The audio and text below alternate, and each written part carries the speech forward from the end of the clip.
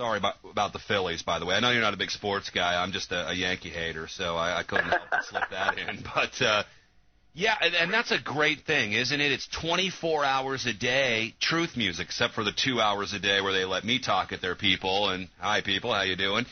I think that's great that people can just go to one radio station and hear nothing but truth music. And I hope that, there's so many great artists over there and so many of our friends, and many of which played at that Edna Lane Brown concert, which I want to get to in a second. But it's so great to have something like that, yet I don't see a lot of music lovers out pushing it. Well, it's basically they need to be discovered. I mean, it's a cool little gem in the rough, man, and I think the more that we can help, promote it and get it out there, then as long as the music doesn't suck, the people will go to it, and yeah. The thing about us is anytime we put out music, we were never competing against, like, the local bands in the area. We were always looking at the national scene.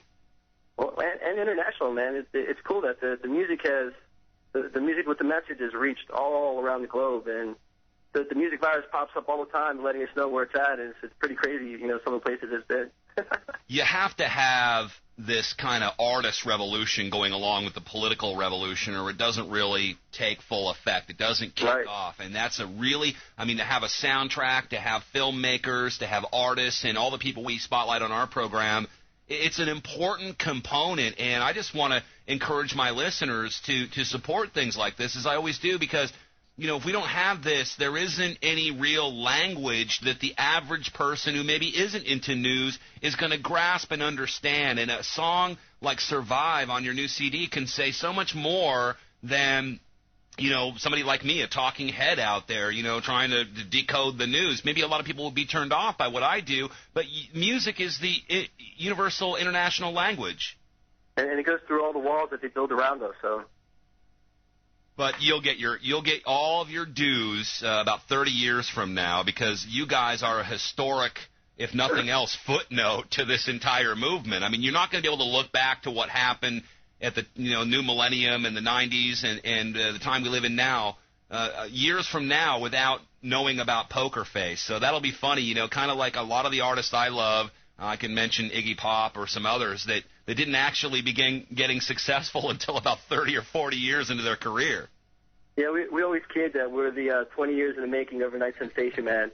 If we were to put a collective album together of all of our hits off of each disc, man, it'd be sick. A lot of people don't like you, but they're all the right people.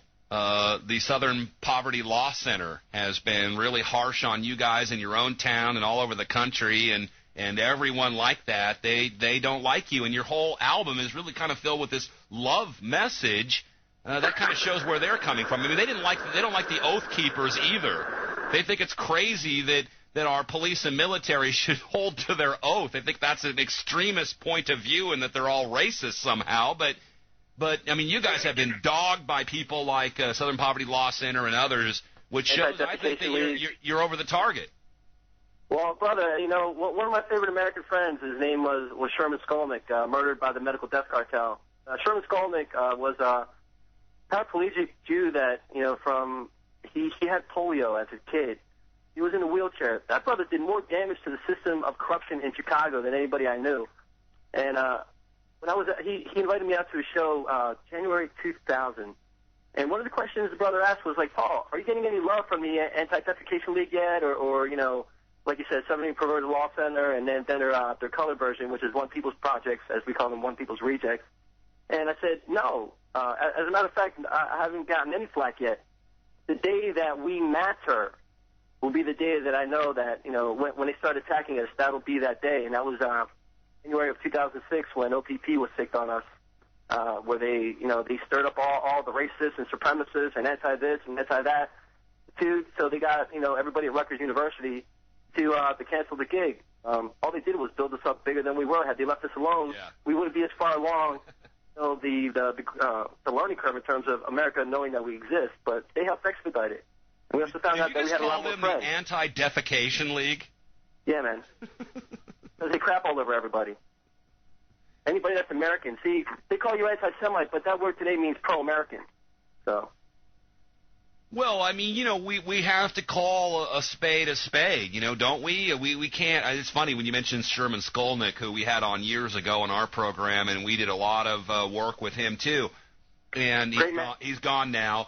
And you think about it, and you go, and Barry Chamish and so many other people, and you think about it, and you go, well, I mean, what a good strategy. I mean, the Jews died in the Holocaust. Let's put them in front of all of our operations, and you can't criticize them. Now you have a black president, and you can't criticize him, or you're a racist, even though you and I both spent 8 years criticizing George Bush.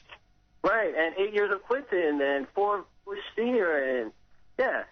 It's like we were equal opportunity exposers of all crimes, but unfortunately when the tribe gets exposed, they cry all the names, the Pavlovian dog response names, We just have to spike their Kool-Aid, okay? The American sheeple out there.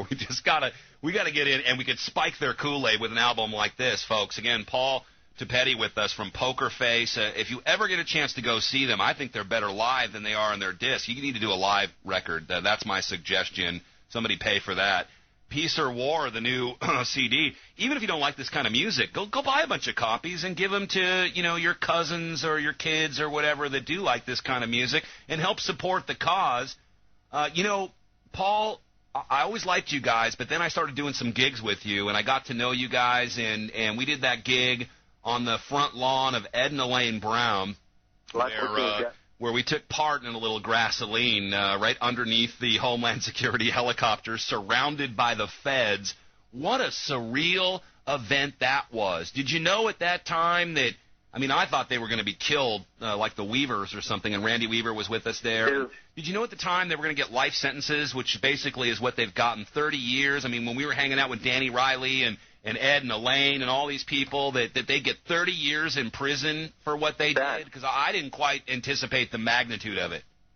Oh, it saddened me because, I really liked Elaine. She broke my heart tonight when I said goodbye. I was in tears, and so was she. But this is when your government's gone crazy, when people are going to jail for 30 years just for standing up for the rights and not wanting to leave a house that they had no reason to leave. Nobody shows them the law where they actually had to pay income taxes, which is money made on money. Hey, but Paul, let's just put all that aside for a second. What if they'd have paid their taxes? It would have all went to AI freaking G. Right. And then we reward them with, how many billions or trillions of money? See, that's the point. And when we come back, Paul, stay with me to wrap this all up, and we'll give your great new CD another plug.